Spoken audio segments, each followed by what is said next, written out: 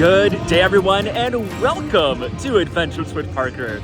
Today we are back at Canada's Wonderland for a very special day because today we're going to get a behind the scenes look at their brand new roller coaster, AlpenFury. Now of course I offered my own thoughts and analysis on the ride in a previous video, but today we're going to be taken behind the scenes at the construction site. We're going to be able to chat with Grace and Peter, some of the park officials about the ride, and I'll be able to answer some of the questions that, both questions that I have and also questions that you guys have sent in to me. So I'm really excited to learn more about this ride, see some of the construction progress, and yeah, I'm so hyped for this project overall. So without any further ado, let the AlpenFury adventures begin.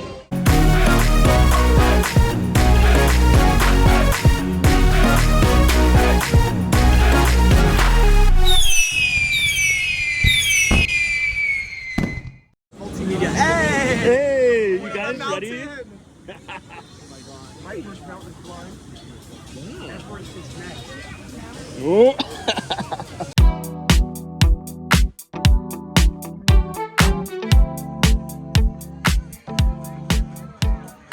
Alrighty, so we are now making our way to the mountain. We're actually passing through the International Festival area now. But like I said, the first part of today is going to be a behind the scenes tour of the construction site, which means we're actually going to go inside and up Wonder Mountain, which I've never done before. I'm really excited for this. And of course, we're with an amazing group of people, with some really good friends today. So it's gonna be so fun. Of course, I haven't been to the park since the ride was announced. So this is the first time I'm seeing the new Scrim, the new posters, everything looking all fresh and updated and, you know, ready to put a coaster in. So of course over here, that's where that first tunnel is going to go, where the first launch is. Over here by the fly is where the new station building is going to be. So next year there's going to be some track basically right above us where we're walking.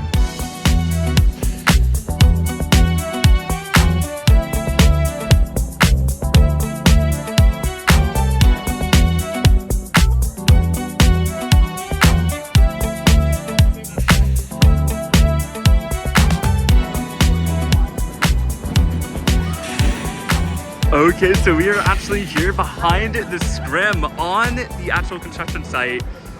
This is really cool.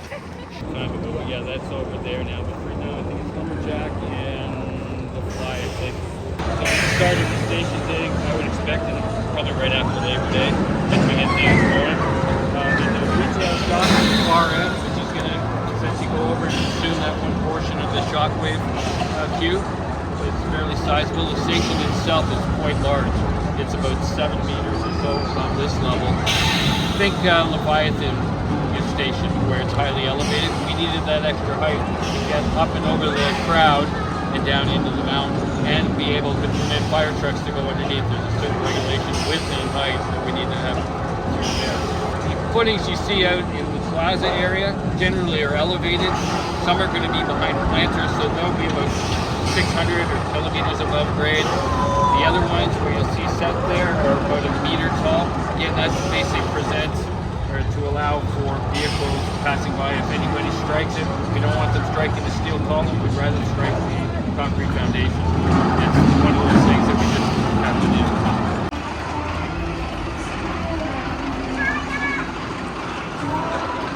Whoa, it's Sammy!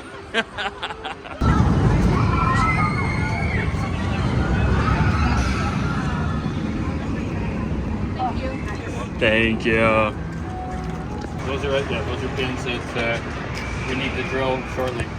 Over the next couple of weeks, you'll start seeing more and more points along here, and then we're going to start clearing some trees and putting foundations in. You guys ready? Yes. There's no turning back. I know.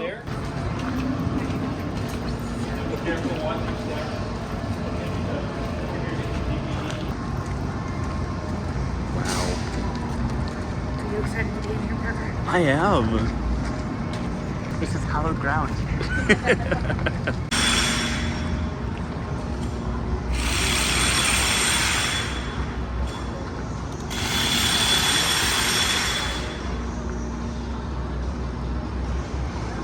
Amazing.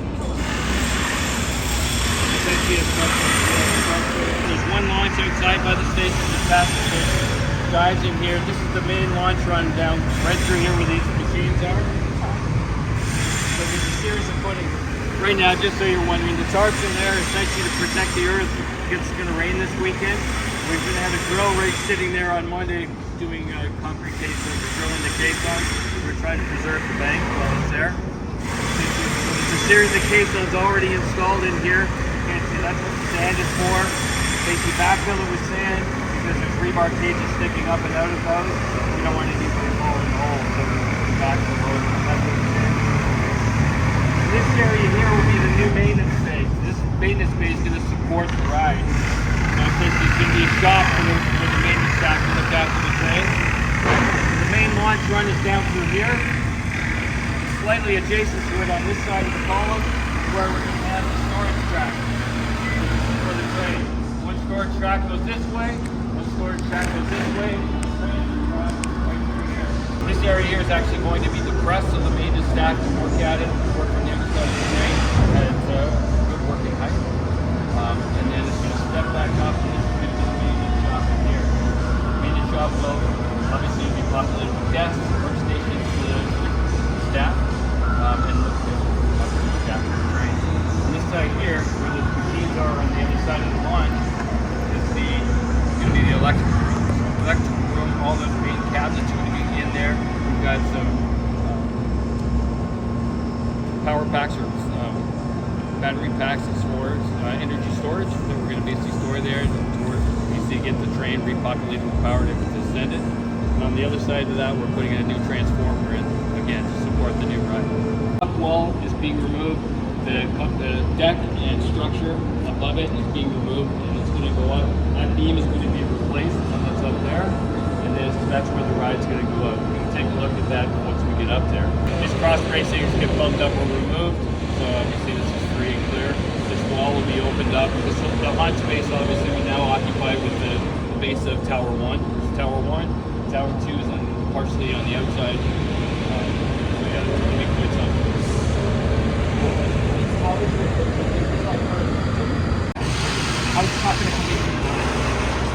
Depending on, usually it comes in fairly large bunches. North will generally stage out in the parking lot, basically cordon off an area of the parking lot, stage the material out and bring it in as needed. That's typically how we do it. Is it going to come in the maintenance bay over there? Come in through gate 6 down the south end. So the materials will be stored out in the parking lot down the south end. It'll come in through gate 6, up the back road. We still have that crossover at gates 26 and 27, the white gates.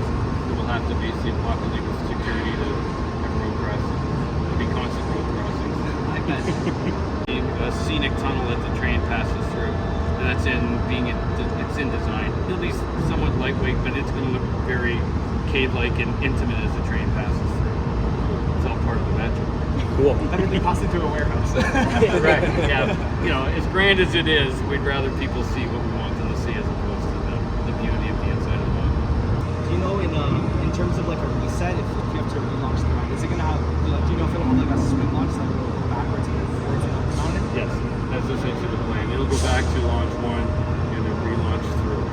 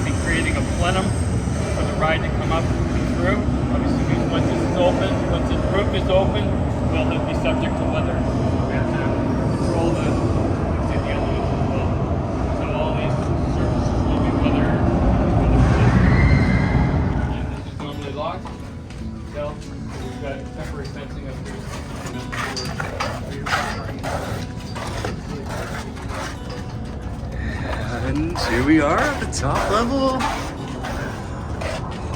Ooh.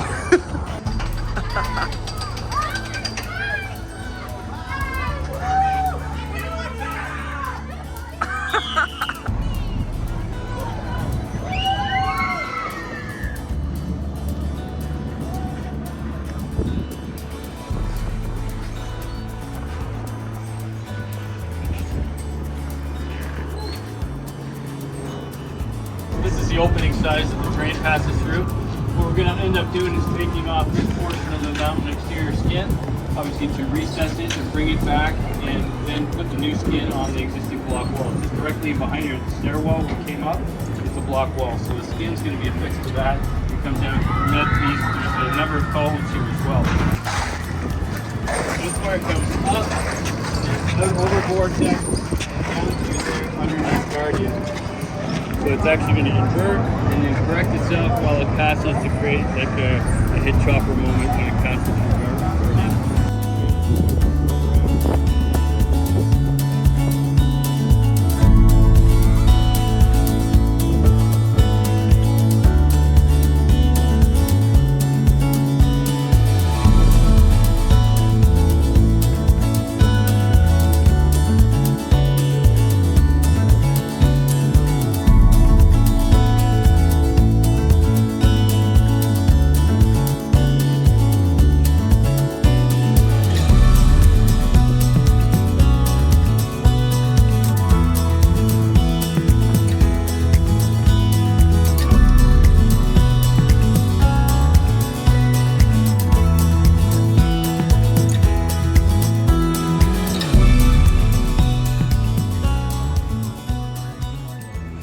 Right, we are here at Canada's Wonderland with Grace Peacock, the Director of Communications. How are you doing, Grace? I'm great, Parker. How are you? I'm doing awesome. Well, of course, we're here to talk about AlpenFury, which I mean, it looks amazing. I think everyone I've talked to is super excited about it. So I want to know, what was it like on your end, keeping that secret and hearing the fans' reactions? You know, it was kind of like, I don't know, stressful, I'm going to say, because exciting, because we worked so long on developing, the images, the animation, the cinematic trailer, the storytelling behind the coaster, building all the elements of the webpage, the social, and we were working on that for months, right? Of course. And so we were waiting for it to get out there, but at the same time, we didn't want anything getting out before our announcement day, which is August 8th. So kind of on pins and needles the whole time, but it was great. Once it was out there, people were really excited. Awesome. Well, what can you tell us about the story of the ride and maybe how that connects to the land itself? Of course, we're doing a full overhaul of International Festival to make it AlpenFury. So, talk us through the story. So the coaster name was kind of born out of AlpenFest. So if you know the history of the park, this is an area that never really was officially designated. It's been Alpen themed since 1981. We've got rides there like Caution Wagons and Clockworks and Thunder Run. We used to sell all kinds of Bavarian food and like merchandise there. But it was part of an area called the International Festival because we had different international elements around the mountain, including on the other side, International Showplace, which was Greek themed with the columns, right? Oh, true. Wonder Mountains, the falls was Victoria Falls, which is from Africa. Our cliff diving show was modeled after Acapulcan, I don't even know how to say that right, cliff jumpers in Acapulco. So international, right? But these themes have faded over the years. But we really wanted to bring life back to the Alps area, the Alpen area there. And so that was our starting point for the coaster. And tying it into Wonder Mountain being this magical, mystical landmark, where there's already dragons living inside of it. So we added this new mystical force, this elemental force of fire and ice. And that is what propels people out of the mountain ultimately when they go in there. Yeah, that sounds so cool. Well, is there anything else you can tell us about the actual overhaul to the land? Maybe what changes we're going to see in terms of visuals? Maybe if there's any special audio that might be going into the land? I don't know all that yet. Obviously, the station is going to be the biggest landmark in there, and we're really focusing on that for year one. So I think the theming with any of our areas, as we're trying to get back to our roots, is a multi-year process. Very nice. Okay, you already answered a few of my questions here, so this is great. I guess my last one for you is, what part of the ride are you most looking forward to, or is there a part of the ride that you are looking forward to seeing guest reactions of? You know what? I just want to see people's faces when they come off that ride for the first time. Like the whole thing, like from, you know, the launch in the mountain, the launch out the mountain, and then those 9 inversions, like rapidly one after another, is going to be such a wild experience. I can't say that there's one thing in there that I'm looking forward to. It's just the whole thing. So, and those reactions are going to be priceless, I think, when we the first time. For sure. I got to be there with the video camera. Yes, I'll need to see those clips. Yeah. All right, well, thank you so much, Grace. I'm really looking forward to this ride, and I hope everything goes smoothly from here until opening. Yeah, me too. Thanks, Parker. Thank you.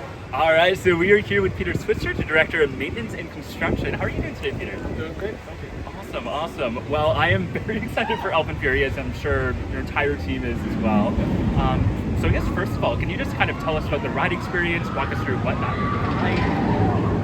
Well, many people I'm sure have seen the video, but we start with a slow turn out of the station into a boost launch that'll take us over a camel hump, and then we dive into the mountain with a head chopper effect. We race along the floor of the mountain, we go vertical into a double inverting top hat, and then we dive over Vortex and underneath Guardian, where we head out towards the east side of the park with multiple inversions, and then head back with more inversions back towards the station. Awesome. It'll be a very quick and fast-paced ride. For sure. What are the speed of those launches? I think top speed's 74 miles an hour, 115 kilometers an hour. Well, obviously this is such a big project for the park, and I'm sure you've been keeping it under wraps for a long time. So I guess, could you tell us about what it was like developing the project? Like, when did this idea start, and how has it changed over time? Well, we started the project in 2023. We really got serious about it in the early spring of 2023 when we came up with that ride path. Trying to figure out the path through the mountain was a challenge. You know, there's multiple rides in the mountain, multiple facilities in the mountain, and threading that needle was something that we had to get done. Once we'd figured that out, and the rest of the ride path, we gave that to different manufacturers who came back with proposals to us. There were some changes along the way with those manufacturers on, could you change this, could you add this, and then we settled on a manufacturer and got into the final detailed design and then in fabrication and construction. Nice. So I mean, this ride definitely resembles something that we saw last summer from some past holder previews, but under I think what you released by the park, you said that was going to be a wing coaster, whereas that's not what we ended up getting. Is that something that was considered, or were you just kind of trying to get an idea of the concept out to the public? We explored multiple options from multiple vendors. The wing coaster was one of them. Cool. All right. So I think one of the biggest things that a lot of people notice from the animations are those fire effects when the coaster comes out of the mountain. So are those actually something that's in consideration? We're planning to have a flame effect on the roof of the mountain. Where that'll be placed and how many flame effects we'll have is not finalized yet, but it's our intention. Fair enough. And what kind of things go into making that kind of decision? Are there any special considerations that the park has to make? Well, we want it to be safe, obviously, and we want it to be impactful. We don't want to deliver something that's not going to provide the impact that we want to deliver. And then, can we afford it? Is it going to be something that we can achieve? And with those three things, I think we're close. Fair enough. And while we're on the topic of the fire, I don't want to stray too far from AlpenFury, but since we might see it on this ride, could we see it return to some other rides, namely Blacklot Stud Coaster that used to have an effect like that? There's no intention at this time. No intention. Okay. Good to know. Well, let's talk about the trains. What can you tell us about the trains? Is there something different about them compared to other trains that Premier Rides has manufactured in the past? So the trains, the core of the trains are the same as the Skyloop trains. They're very reliable and well-built piece of equipment, so we're very happy to have that. We did make some changes on the trains. We don't have a comfort collar, we don't have a seat belt. We've removed the tow boards on the side of the train that'll help us load and unload the train without people having to step over those. To do that, we had to introduce a tilting platform like Snoopy's Racing Railway. So to improve the conflict with the ride envelope, if those tow boards were gone. Those are some of the changes that we did. Cool. What can you tell us about the, what's the capacity of the ride? The capacity is just over 1,000 people per hour with 2 trains. It's a very quick paced ride like we talked about earlier. But yeah. Okay. And is there anything you can tell us about this station? Maybe some of the theming elements?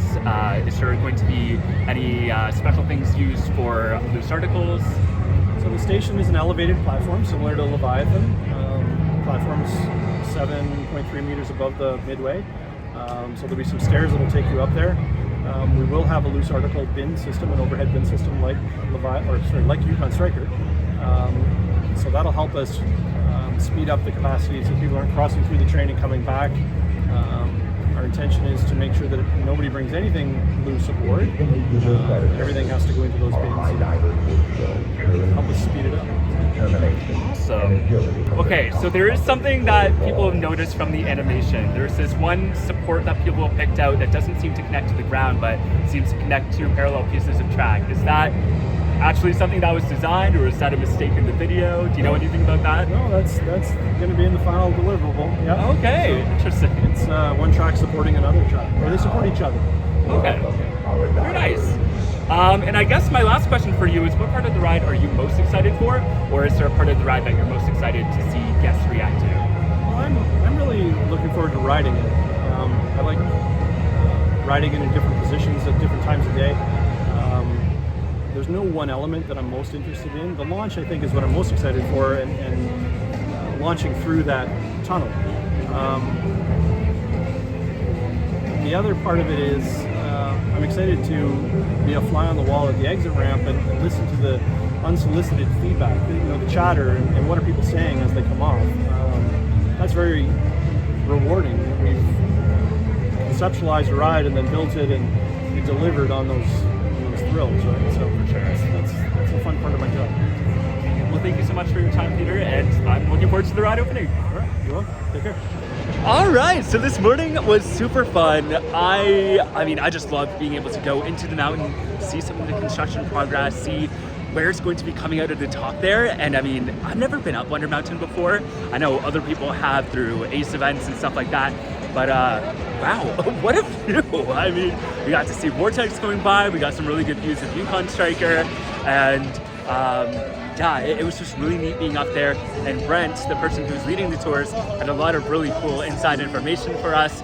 So that was awesome. And then my interviews with Grace and Peter. It is always great chatting with them. And they had some very interesting answers to my questions. So there's a lot that I think they kind of did a little wink, wink, nudge, nudge on. But it'll be interesting to see what comes of that when the ride opens in the spring. Anyways, I just had lunch from Lazy Bear Lodge. Just got some pulled pork and some green beans, which was really good.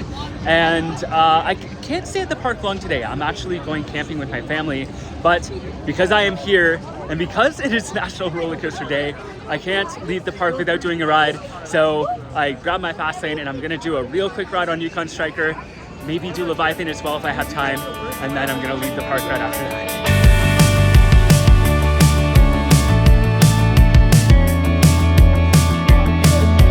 Hey, what do you say? This whole town could be red by the end of the day. If you feel alright, we can throw it and drive. With the radio up so loud they can hear us from now. Me and you, nothing to do. These days they come and go. Me and you, nothing to lose. I feel it in my soul. So let's let the good times roll.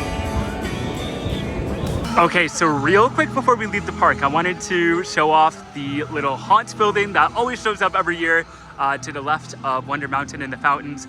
And of course, it kind of gives a little look at what mazes we can expect to see at Haunt this year. So it looks like a lot of our favorite mazes are returning, but there is one new one, and that is this, Demons of the Deep. It'll be interesting to hear more about the backstory of that one, but it seems like an interesting concept, kind of leaning into the ideas of Creature from the Black Lagoon, maybe some sea monsters and stuff like that. So that should be fun. And it's always exciting to see something new come to Haunt as well. And this year, Haunt will be running from September 27th to November 2nd. And the last thing to see before we leave the park is that they do already have some AlpenFury merch out here in the Canada's Wonderland store.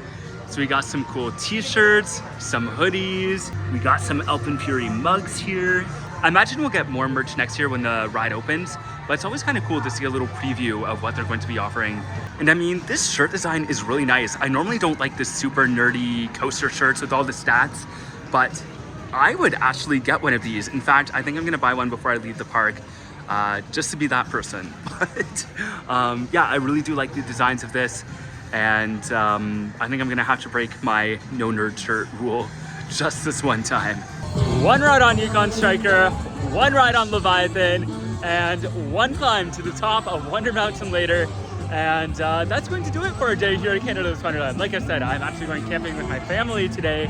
But today was a good day. We definitely learned a lot about the new coaster AlpenFury, and I am more excited than ever to get on this ride. But yeah, there's still a lot of questions to be answered. There's still a lot of mysteries about certain aspects of the ride, but I'm sure more will be revealed in the coming months, especially over the winter and over the off season. So we'll just have to wait and see. But yeah, let me know what you're most excited for with this new ride, because I'm curious to know what everyone's most anticipated element is going to be, or if there's a certain aspect of the ride that you're most excited for. So comment below and let me know your thoughts.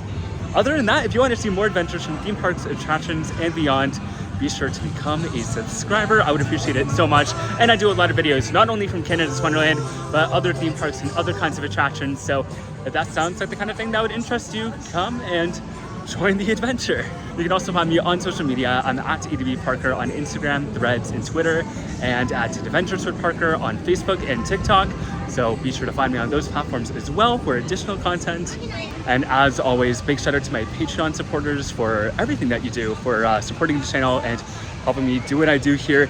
If you want to support the channel for as little as $2 a month in exchange for some sweet perks and bonus content, head on over to patreon.com/ADBParker to learn more. Once again, thank you so much for joining me here at Canada's Wonderland for National Roller Coaster Day and our sneak preview of AlpenFury. And until next time, the adventures are calling. See ya!